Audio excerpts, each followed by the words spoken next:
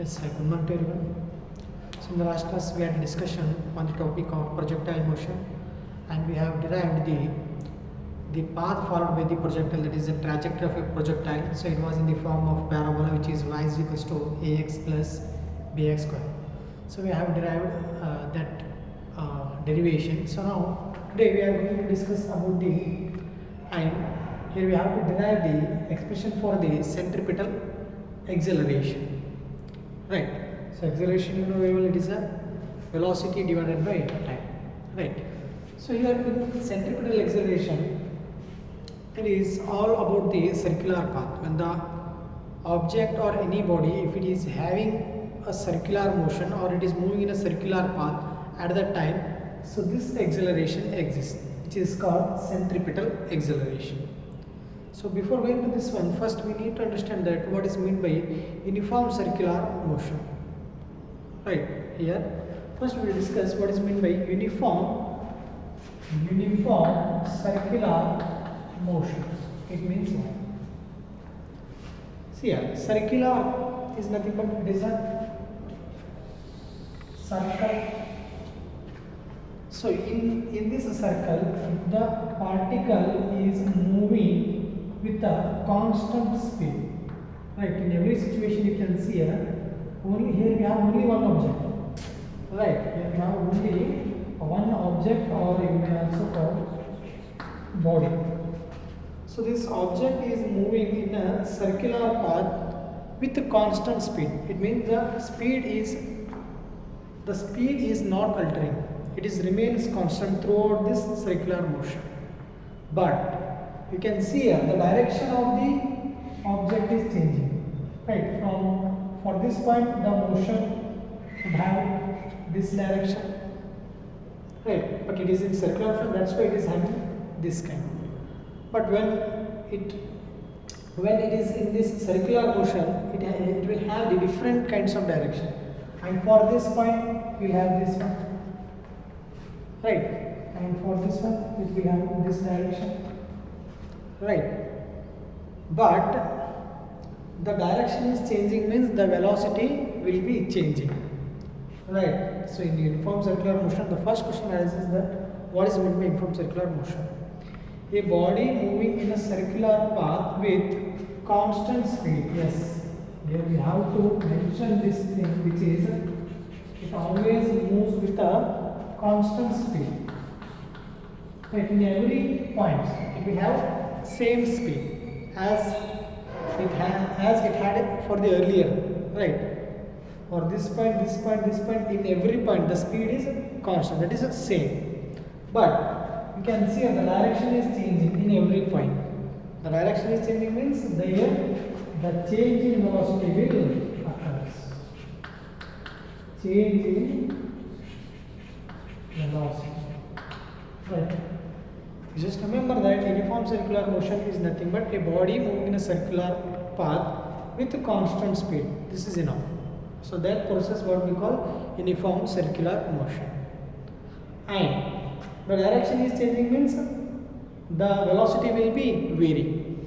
If the velocity will vary, then which a parameter we are going to have here, which is acceleration. Right, acceleration is nothing but when the velocity is changing, there will be a acceleration. So that acceleration is centripetal acceleration. Right, so now here we have to find out the expression for the centripetal acceleration and the direction of the acceleration. Right, once we get the direction of the change in velocity, obviously we will get the direction of the average acceleration. Right, so that phenomena we are going to do here. See, using the same theme, using that circle only, and taking only one object which is moving in a circular path. If it is moving with a constant speed and having the change in direction, so what will happen? So let us see here. So first I will take the one circular path.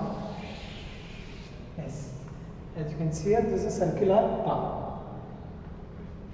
And the radius of this circle is r. Thus I will name the radius of circle is r. And in this circular path, any body. You can take a body or object, right? Anything you can take. So if it is moving in circular path, right? Suppose consider that the object is at this point. This is the point A, right? So the direction of this object will be this direction. And while moving, it will have which quantity? Velocity, which is, I will call this as the v1 in a time t. Right. v1 is the velocity of the object in a time t. Right.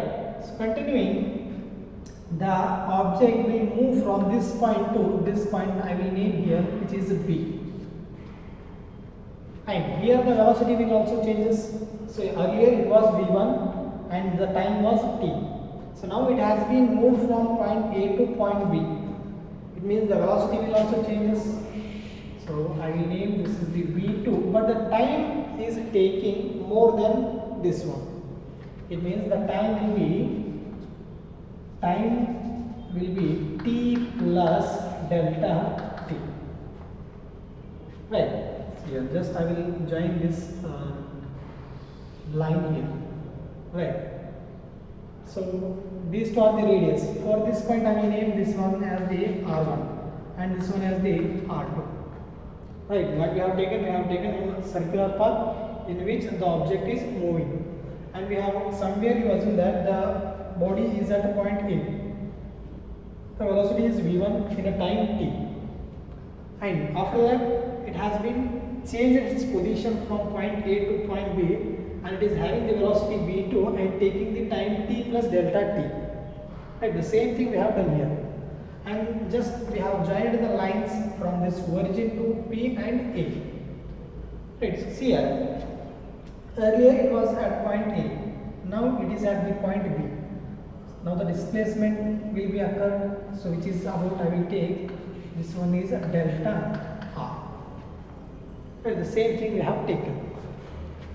See, it is uniform circular motion. The magnitude of the velocity 1 and the magnitude of the velocity 2 both are equal. Right? Why? Because it is the uniform circular motion. See, you can see here only the direction is changing, but it is having the same value. It means v1 is always equals to v2. Right? Since it is uniform circular motion, the magnitude of the velocities, both the velocities, that is magnitude of v1 is equals to magnitude of, only magnitude, right, is always v. So you have to remember this thing. When it is in uniform circular motion, the magnitude will be same. So now the only thing here we have to find out how the velocity will change. Right. So initially it was at the point A, now it is at the point B. It means the displacement has been occurred. So that's why we need to get the change in velocity. Right. For that purpose, how the velocity will change, we are going to find here. See, the same thing I am going to take here. So only thing is, see the v2 and here it is v1. Just I will join these two vectors, that is velocity vectors, by taking these two tails. Right. See, the same thing I am going to take here. Here. So the first thing I am going to take it as the in the same manner only. So it is in, yes. This is what we do. So the same, in the same direction I have taken. So now I will join this tail of the v2 to the v1. Right here. Now it's been joined. Right. See, so the same direction I have taken, and here also I have taken the same direction.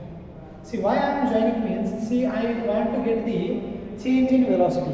It is v1 and it is v2, and between A and B, right, between A and B there will be a change in velocity. To find this one, I have joined these two vectors, that is velocity vectors v1 and v2.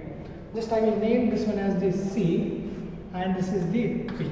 See, the direction of this v1 is in this direction. Yes, we have taken the same thing here. And similarly for this V2, so this is in this direction, right? V1 and V2. So obviously the third side will be change in velocity. It will be in this direction, opposite direction. So delta V. As you can see here, the change in velocity is the direction of change in velocity is towards the center of the circle. Right? If it is the towards the center of the circle, obviously the average acceleration is also towards the center of the circle. Right? See, now I need to get the change in velocity. Of course, we have the two sides, and this is the change in velocity. We don't know the value. Just I have named delta V. So by using which law we can get the change in velocity? See, you can see here we have the three sides. So it is in the form of triangle. So triangle law of tradition, what it says, right? Whenever we have the three sides, one side is equals to sum of another two sides. Right? So the same thing I am going to write here using triangle law of vector addition. Right? See here. See C, just CP, and here I will name this as the Q. CP and Q. And here just you name origin as OA. So using this law, which is a triangle law of addition, what it says, CQ is equals to another two sides, CP plus PQ. Is it right? So CQ, what we have, V2 is equals to. In similar way, what we have is CP is V1 and PQ is what? Delta. So this one only we have to find out here. Just rearranging the sum terms in this equation I can write, or otherwise you make delta V as a subject and bring V1 to the RHS side. It becomes what? The delta V is equals to V2 minus V1. So this is what change in velocity. Right. So now see, our intention is to find out the acceleration. So that's why what we have taken here, we have taken the one circular path in which a body is moving at a point, it is having the velocity v1 and it is taking time t, and it has been moved to the point B. There the velocity is changing, that is v2, and it is taking the time t plus delta t. Right, after that what we have done, so here it is in uniform circular motion, that's why the magnitude of v1 and v2 will always same. So that's why we have taken the magnitude of v1 and v2 is equals to v. So after that what we have done, so after that we were trying to find out the change in velocity. So that's why I have taken the two vectors separately. Right, v2 I have taken in the same direction and v1 also I have taken the same direction. The only thing I have joined the tails of the two vectors. So to find out the delta v value. So I have done the same thing here and just I have named CP and Q. Right, so it is in the form of triangles. That's why I have used the triangle of tradition. So after that I have got this thing which is delta V, that is change in velocity is equals to V2 minus V1. So now, see, now you can see here, these two triangles are what? Isosceles triangle, right? So having the same vertex, it is theta, and here also it will be theta. Right, if this is the case, then what we will have is the magnitude of delta V is equals to V, right? And similarly for this case, delta R divided by R, right? So by rearranging, so magnitude of delta V is equal to, just I will remove this bracket, just I will write V by R is equals to delta R, right? See here what I have got, delta V. So the acceleration is, sorry, one more thing here I should have written, which is acceleration. So acceleration, first I will write that acceleration, after that we will go to this rearranging terms, right? So now we have the change in velocity. Now, acceleration, average acceleration will be 3. The velocity is delta v. Obviously, the time will be delta t for a small time interval. Right? Average velocity delta v divided by delta t. Right? You can write the arrow mark on the delta v. Why? Because it is a vector quantity. That's why we have taken arrow mark. Right? See here. Now, these two triangles, that is AOB and CPQ, these two are the isosceles triangle. So that's why having the same vertex theta. So I am going to write directly. So since these two triangles isosceles, right? So having same vertex, which is theta, right? So now, if this is the case, then obviously I can write delta. First I will write for the delta v divided by v, right? And this will be equal to delta v by v is all equal to this thing. That is delta r divided by r. Okay. So just delta v write as it is and take v to the RHS side. It will become. So just I am going to write only the remaining these two brackets. So just I will write delta r. So delta v I have written as this. Just I have taken v to this side. So this becomes delta v is equals to v by r delta r. So now for a small interval of time, that is limit delta t tends to 0. If limit delta t tends to 0, then what happens? Right, see here. Okay, now again we are going to get the acceleration. After that we apply the limit, right? So this what we have got delta v.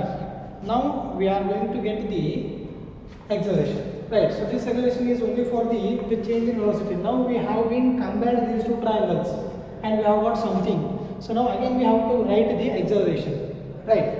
See, average acceleration. Again it is what? Delta v divided by delta t, right? So just I will name this as equation number 1. Okay, see here, the delta v value already we have got here. V by r is equals to v by r into delta r. So the same thing I am going to write here. See, first I will write the delta v value, which is v by r, and here delta r divided by delta t. So now apply the limit. If limit delta t tends to 0, only for this thing, right? See, limit delta t tends to 0, delta r divided by delta t, right? Delta r divided by delta t will be velocity, displacement divided by time. That is what? Velocity. So you call this as equation number 2. So the same thing I am going to apply for this equation, right? See, our intention is to find out the acceleration. Which acceleration? Centripetal acceleration, right? See, the acceleration is equals to delta v by delta t. See, delta v by delta t already we have here. See, I am going to write this equation. After that I will write the delta t, right? See here, just a minute. Okay, see here. So the same limit I am going to apply this here, right? Okay, v by r as it is, and the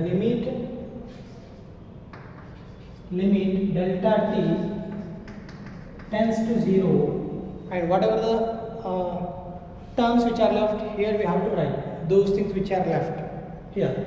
Delta r divided by delta t, right?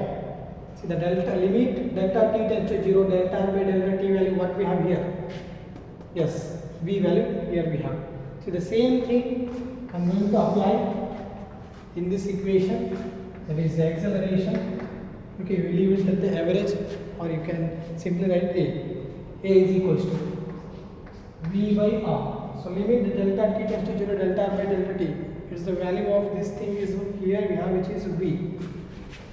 So just I have written V. So now A is equals to V square by R. So this is the expression for the centripetal acceleration. Right. Whenever we have the circular motion of the object, so at that time what will happen? The velocity will change. Due to this velocity, it gives rise to the acceleration, that is the centripetal acceleration. Right. So this is what about the centripetal acceleration. So this completes your chapter, which is motion in a plane. Right. Until then, thank you.